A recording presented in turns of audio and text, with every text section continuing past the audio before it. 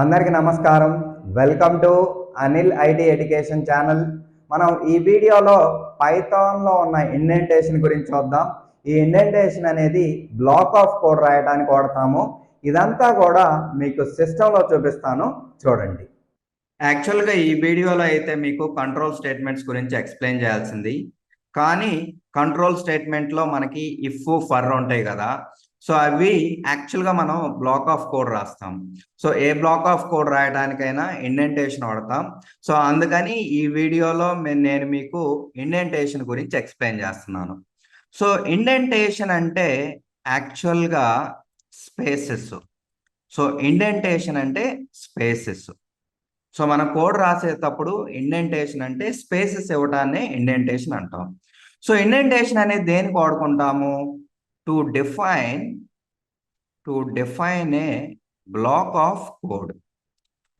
Black of code define చేయడానికి మనం indentation ని వాడతాం. అంటే బ్లాక్ ఆఫ్ కోడ్ రాయటం కోసం మనం ఇండెంటేషన్ ని వాడతాం. సో ఇది మెయిన్ ఇండెంటేషన్ యొక్క యూజ్ పైథాన్లో. సో మీరు గిన చూస్తే సి కానీ C++లో కానీ జావాలో కానీ ఒక బ్లాక్ ఆఫ్ కోడ్ రాయాలంటే మనం కర్లీ బ్రేసెస్ వాడతాం. సో అదే పైథాన్లో రాయాలి అంటే బ్లాక్ ఆఫ్ కోడ్కి మనం ఇండెంటేషన్ స్పేసెస్ వాడతాం. సో ఇది ఇంపార్టెంట్. అదర్ ప్రోగ్రామింగ్ లాంగ్వేజెస్లోనేమో బ్రేసెస్ వాడతాం, ఇక్కడేమో స్పేసెస్ వాడతాం. సో దీంతో పాటు వేరే ప్రోగ్రామింగ్ లాంగ్వేజ్లో కూడా మనం ఇండెంటేషన్ వాడతాము. సో అదెందుకంటే రీడబిలిటీకి వాడతాము. ఓన్లీ రీడబిలిటీ కోసమే వాడతాము. బ్లాక్ ఆఫ్ కోడ్కి మనకి కర్లీ బ్రేసెస్ ఉన్నాయి. అదే పైథాన్లో అయితే మెయిన్గా బ్లాక్ ఆఫ్ కోడ్ వాడతాము, నెక్స్ట్ రీడబిలిటీ కోసం కూడా వాడతాము. సో ఇది వేరే ప్రోగ్రామింగ్ లాంగ్వేజ్కి పైథాన్కి డిఫరెన్స్. సో ఇప్పుడు ఏం చేద్దామంటే మనం ప్రాక్టికల్గా చూద్దాం. సో మీరు కనుక చూస్తే ఇది సి ప్రోగ్రాము.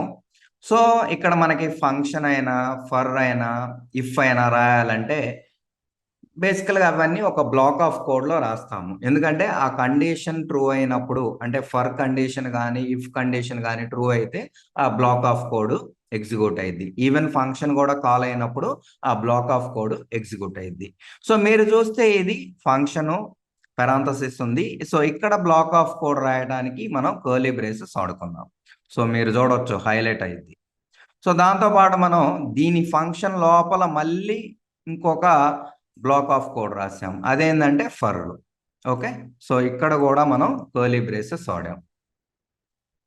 ఇంకోటి చూస్తే మీరు ఇక్కడ కేర్ఫుల్గా గమనించండి, ఇక్కడ మనకి స్పేసెస్ వచ్చింది, దీన్నే ఇండెంటేషన్ అంటాం. సో ఇది ఎందుకు వాడాము? ఇక్కడ కోడ్ రీడబిలిటీ కోసం వాడాము. సో ఇలా మనం సిలో కర్లీ బ్రేసెస్ దాంతోపాటు ఇండెంటేషన్ని వాడుకుంటాం.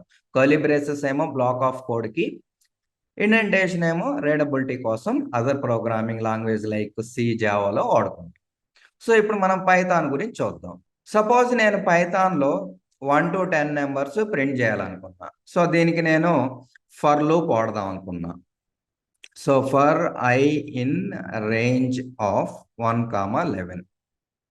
సో ఇక్కడ కనుక మీకు కోడ్ అర్థం కాకపోతే మీరు వరీ అవ్వాల్సిన పని లేదు. ఓన్లీ ఇండెంటేషన్ కాన్సెప్ట్ ఎలా వర్క్ అవుతుందో నేర్చుకోండి. కోడ్ ఎనీవే తర్వాత వచ్చింది, అది ఎక్స్ప్లెయిన్ చేస్తాను. సో ఇక్కడ ఇంపార్టెంట్ పాయింట్ ఏంటంటే ఫర్ అనేది స్టార్ట్ చేయగానే నెక్స్ట్ మనం బ్లాక్ ఆఫ్ కోడ్ రాయాలి. అంటే ఈ కండిషన్ ట్రూ అయితే ఈ బ్లాక్లో ఏ స్టేట్మెంట్స్ ఎగ్జిక్యూట్ అవుతాయి అనేది ఈ ఫర్ బ్లాక్లో రాయాలి.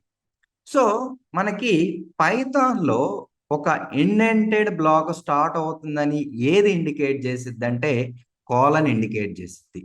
కోలన్ దేన్ని ఇండికేట్ చేసిద్ది అంటే ఇండెంటెడ్ బ్లాక్ స్టార్ట్ అవుతుందని కోలన్ ఇండికేట్ చేసిద్ది.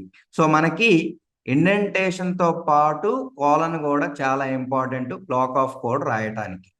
ఓకే, సో నెక్స్ట్ మనకి ఐడీస్లో మీరు కానీ అబ్జర్వ్ చేస్తే కోలన్ తర్వాత ఎంటర్ కొట్టంగానే మనకి ఇండెంటేషన్ అదే ఇచ్చింది. అంటే బై డిఫాల్ట్గా 4 స్పేసెస్ ఐడీస్లో అవే ఇస్తాయి, మనం ఇవ్వాల్సిన పని లేదు. సో మనం ఇక్కడ కోడ్ రాసుకోవచ్చు. ప్రింట్ ఐ అని రాస్తున్నా. సో మనం కావాలంటే నెక్స్ట్ లైన్స్ ఆఫ్ కోడ్ కూడా రాసుకోవచ్చు. End of the for loop. So మనం ఈ ఇండెంటేషన్లో ఎన్ని స్టేట్మెంట్స్ రాసినా అవి ఫర్ లూప్కి చెందుతాయి. సో ఈ రెండు స్టేట్మెంట్స్ ఫర్ లూప్కి చెందుతాయి.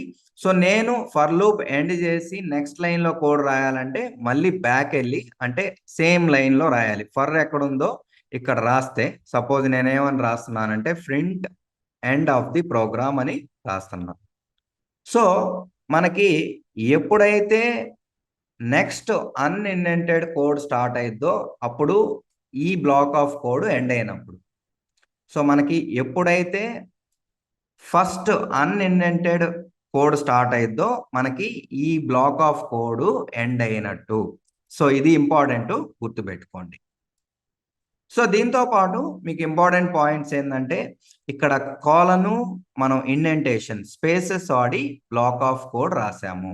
సో ఇక్కడ ఫర్ బ్లాక్ అనేది మనం ఇండెంటేషన్ వాడి రాసాము. సో ఎప్పుడైతే మనకి ఈ కండిషన్ ట్రూ అయితే ఈ ఫర్లో ఉన్న కోడ్ ఎగ్జిక్యూట్ అయ్యింది, అంటే ఆ block of code for block code execute అయ్యింది.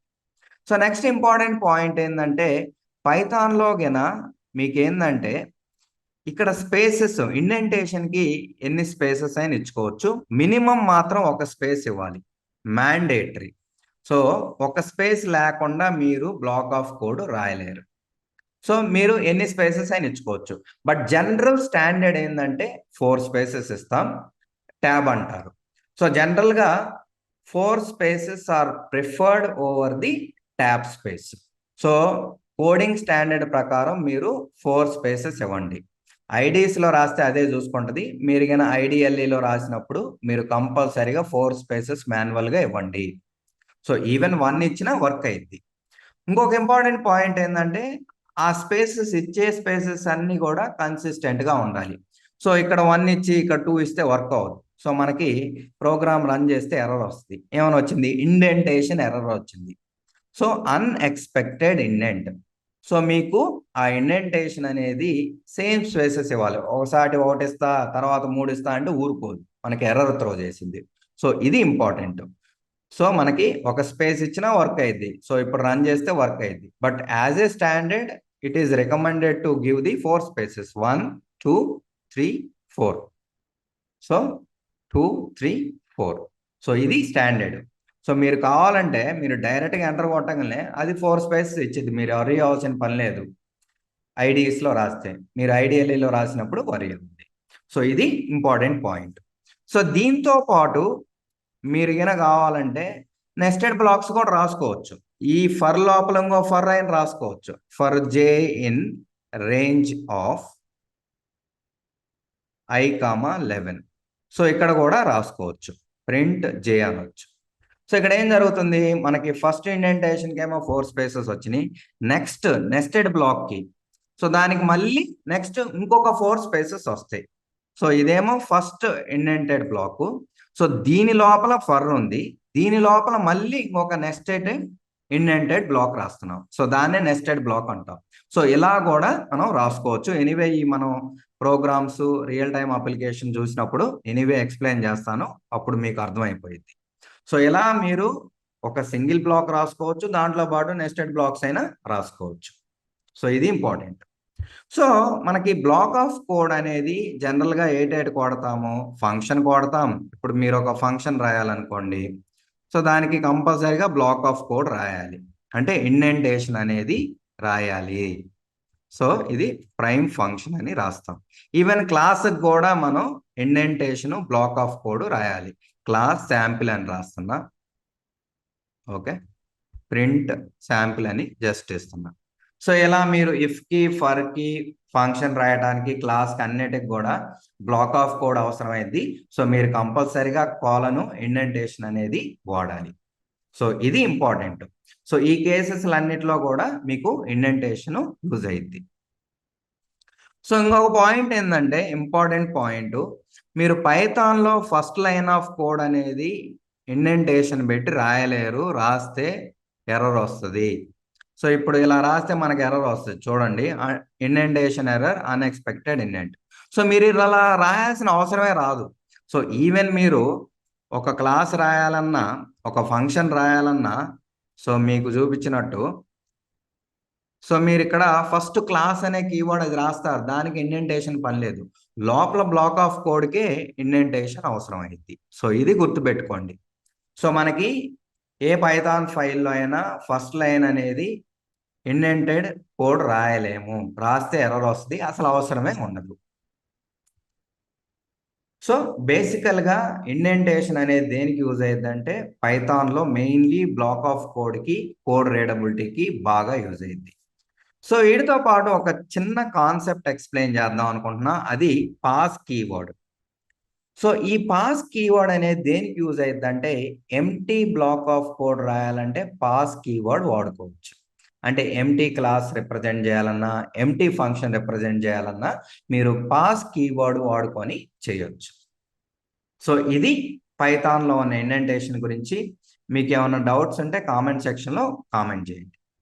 చూశారు కదా, ఇదండి పైథాన్లో ఉన్న ఇండెంటేషన్ గురించి. ఏమైనా డౌట్స్ ఉంటే కామెంట్ సెక్షన్లో కామెంట్ చేయండి. వీడియో నచ్చితే లైక్ చేయండి. నేను మీకోసమని చాలా ఎఫర్ట్స్ పెట్టి పైథాన్ వీడియోస్ చేస్తున్నాను. నా ఛానల్ని కంపల్సరీగా సబ్స్క్రైబ్ చేసుకోండి. Thank you for watching. మళ్ళీ మనం నెక్స్ట్ వీడియోలో కలుద్దాం.